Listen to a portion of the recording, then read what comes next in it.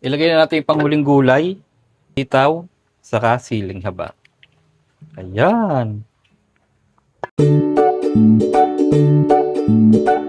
Kain. Sarap ng feeling. Ano ito? Hello mga kapapa, kumusta kayo? And welcome back ulit sa aking channel. So ngayong araw ay magluluto ulit tayo ng ulam para sa tanghalian. So ang lulutuin natin ngayong ulam ay sinigang na baka. Ayan. Try ko na dati ito magluto ng sinigang na baka. So masarap siya at talaga namang kakaiba yung lasa. Tara, samahan niyo ako magluto. So ito yung ating mga sangkap. Ayan. So meron tayo ditong baka. Ayan, sliced na siya. Tapos ito naman ang beef cubes. Ayan. So medyo pahirapan yung magpalambot. So iba nating sangkap, meron tayo ditong sinipang sigang, kamatis, labanos, okra, bawang, sibuyas. Tapos ang kangkong. Tapos maglalagay tayo ng sitaw kasi hindi ako naglalagay ng kangkong. Hindi ko trip yung kangkong sa sinigang. So tara, simulan natin. So mainit na yung ating kawali. So magigisa na tayo. So unahin natin yung bawang. So dito tayo sa labas magluluto. Gawa ng baka yung ating lulutuin. Medyo matagal pakuluan yun. Matagal palambutin. Ayan o, ito agad yung bawang. Drogo natin.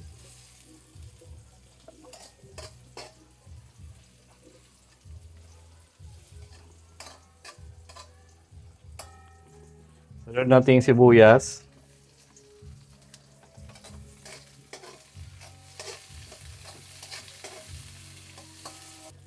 Add na natin yung kamatis.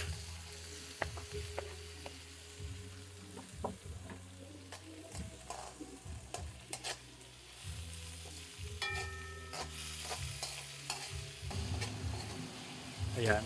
So ilagay na natin yung baka.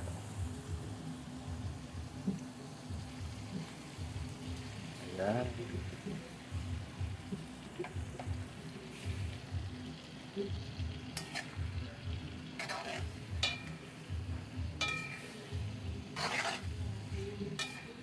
Ang bango ng kinisa natin.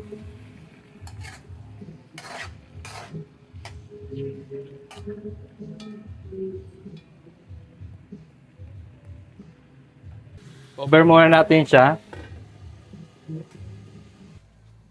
Ayan. Pulong-pulo na siya. Mag-add tayo dito ng patis. Ayan. Sabay halo. Ito yung bango.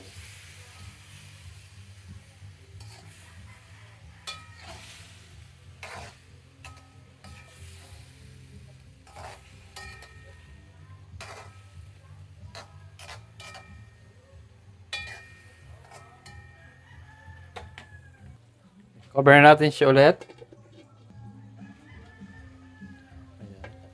So, lagyan natin siya ng tubig. Mainit na tubig na to. Para dire-diretso.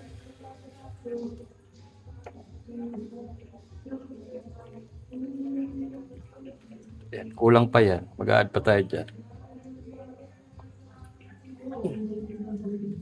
Cover natin. So, yung kangkong natin, nalinisan na natin to. Pangalawang hugas na to. Ayan. Naisa-isa ko na yung dahon nito. Kaya safe, wala namang insekto or wala namang mga bahay-bahay ng ng gagamba.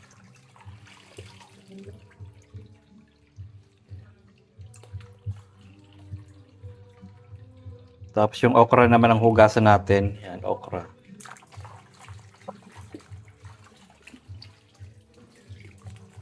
Sili.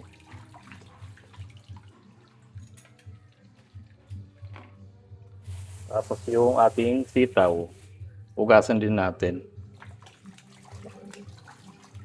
Tanggalin yung dulo.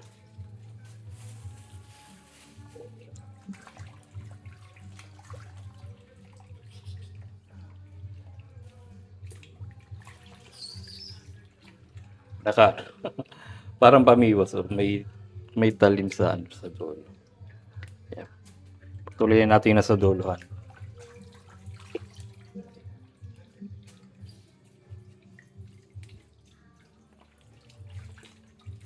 Yung baka natin medyo ano yun, matagal-tagal yun. Wala tayong pressure cooker eh. Kaya ano yun, siguro mga isang oras.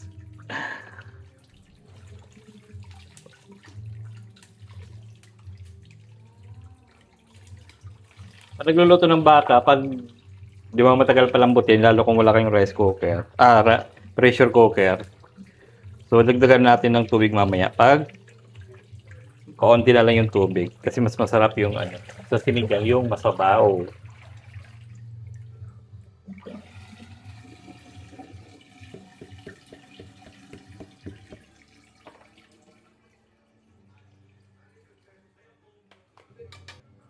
Yung sitaw natin,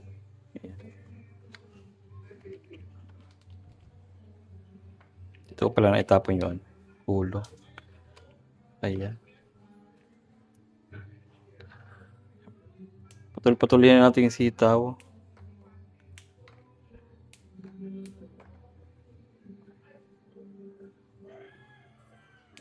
Ayan.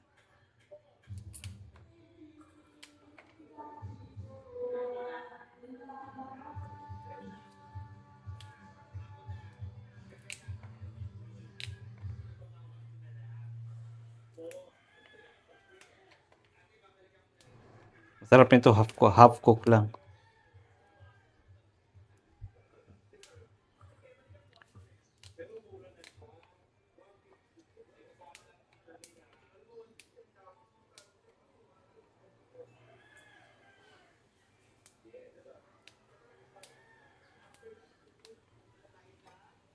Tapos yung okra natin, puputulin natin yung dulo.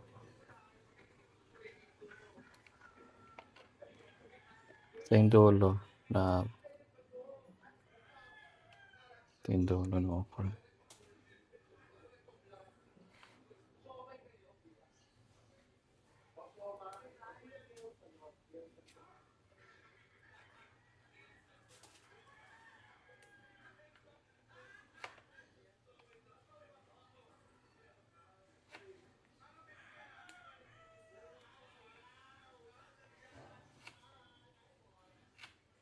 May okra ang uunahin natin kasi medyo matagal palambutin yung okra.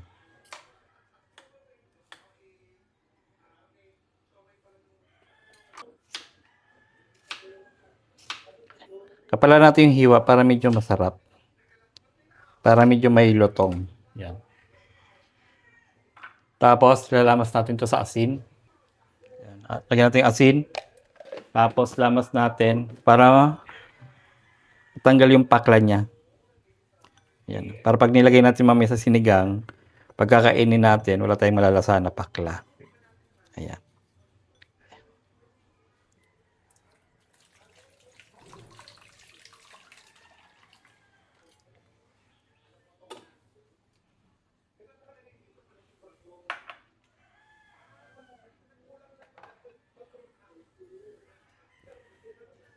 Punasan muna natin.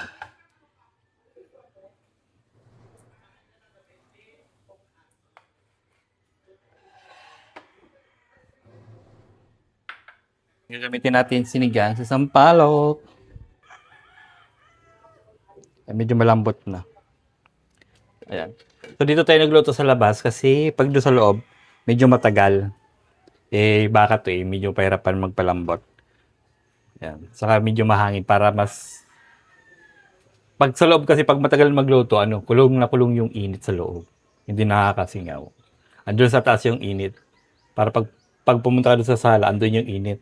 Kahit buksan ko yung mga pinto, pahirapan lumabas yung init. Pag matagal na luto, dito ako nagluluto sa labas. Pero pag madalian sa loob. Ayan, so ilagay na natin itong sinigang. Open na natin siya. Na-open na yan. Ayan. Ayan. Para cook up. Ayan. Ilagay na natin habang pinapakulang pa natin yung baka para kumapit. Ayan. Para kapit na kapit yung lasa ng sinigang sa ating beef. Ayan. Mukhang masarap na siya.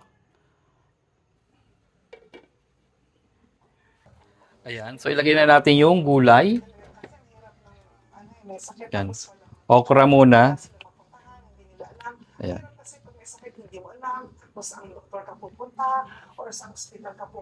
Yan, kulong-kulo na, oh.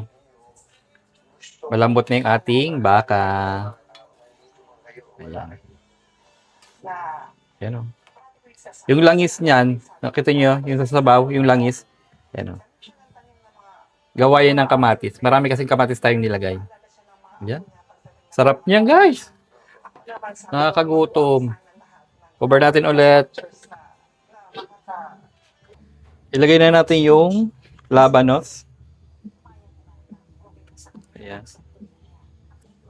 Kangkong. Ilagay na rin natin. Ayan. Panghuli natin yung sitaw. Saka yung sili.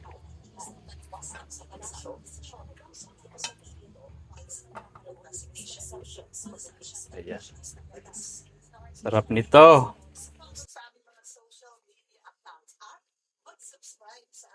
Ayan. Sakpan natin ulit.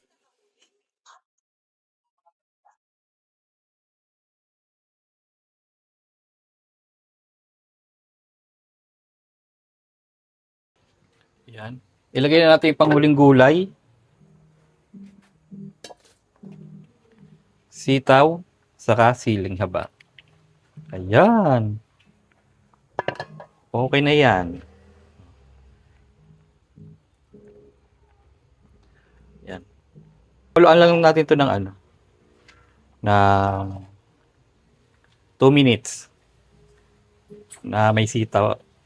Ayan. Ayan.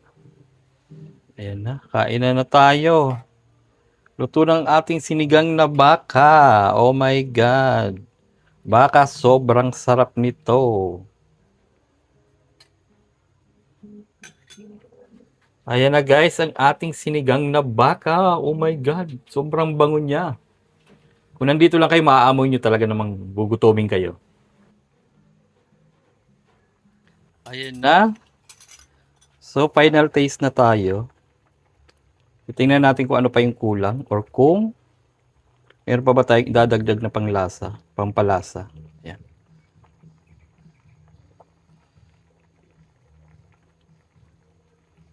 Patayin ko na yung apoy para hindi ma-overcook yung ano. Ayan. Tikiman na tayo ng sabaw. Oh my God.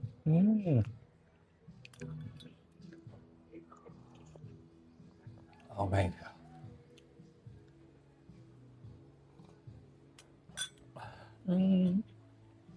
Niluluto ko na lang yung kanin. Kakain na ako.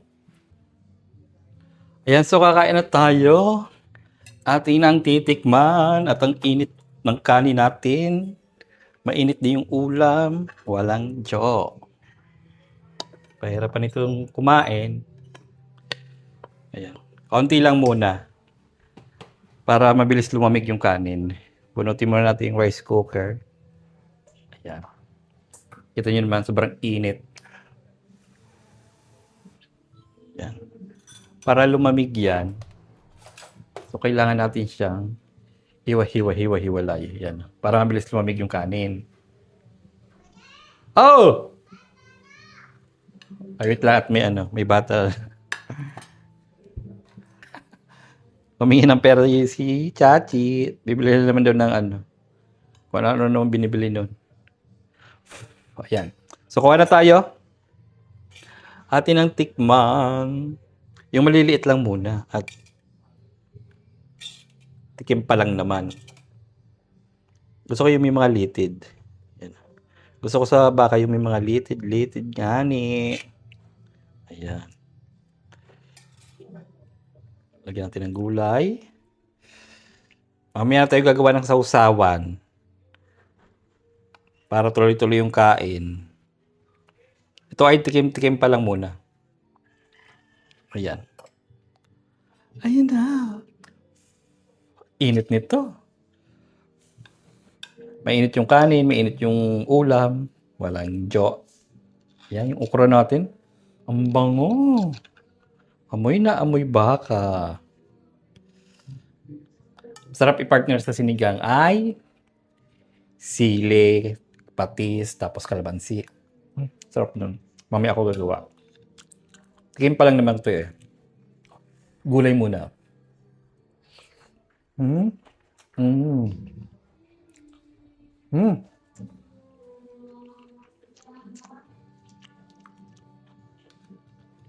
Sarap ng sitaw. Andun pa yung lutong niya. Ito namang ating labanos. Oh, mukhang medyo matigas pa to ah. Medyo half cook. Mm. Mm. Ito yung gusto ko sa ano, sa labanos. Yung gitna. Nalalasahan mo pa talaga yung fresh ng labanos. Mm. Pwede na to kahit ano, gulay lang ulam. Pwede.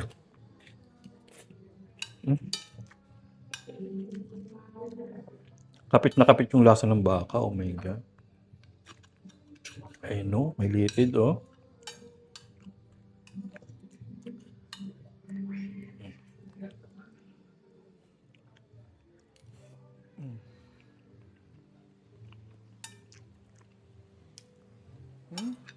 Nakakabilis eh. Mamaya kakain tayo. Mm.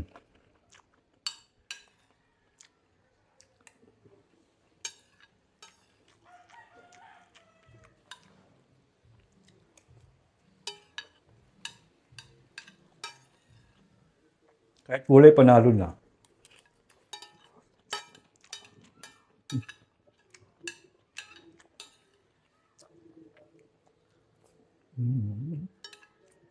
Sarap niya. Parang kumakain ng ano.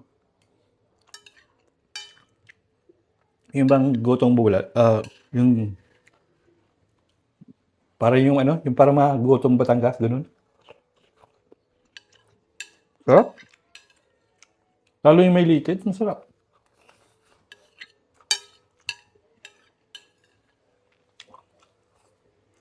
Timot.